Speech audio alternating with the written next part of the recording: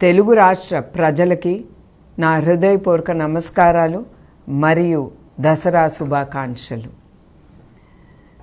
నా నిజం గెలవాలి పర్యటనప్పుడు రాష్ట్రం వ్యాప్తంగా నేను తిరిగినప్పుడు చేనేత కార్మికుల్ని చాలామందిని కలిసి వాళ్ళు పడే ఇబ్బందులు కష్టాల్ని నేను తెలుసుకున్నాను. చేనేత వస్త్రాలు మన తెలుగు రాష్ట్రాల్లో మంగళగిరి, వెంకటగిరి, ఉప్పాడ, పోచంపల్లి, సిరిసిల్ల, గద్వాల్, ఖాదీ ప్రసిద్ధి చెందినవి. నూలు సేకరించినప్పుడు బట్ట నేసే వరకు ఆ కార్మికుడు పడే కష్టాలు, ఇబ్బందులు ఎన్నో. అతను ఆరోగ్యం కూడా లెక్క పెట్టకుండా ఆ బ్లీచింగు, యాసిడ్ మధ్యన నుంచుని అతను బట్ట నేస్తున్నారంటే మనం అందరం ఒకటే ఆలోచించాలి. వాళ్ళు పడే ఆ కష్టం వాళ్ళ బిడ్డల కోసం, వాళ్ళ కుటుంబం కోసం, వాళ్ళు ముందుకు వెళ్ళటానికి వాళ్ళు ఈ అన్ని ఇబ్బందులు ఎదుర్కొని బట్ట నేస్తున్నారు. అందుకే మన అందరం ఆ చేనేత కార్మికులు వాళ్ళు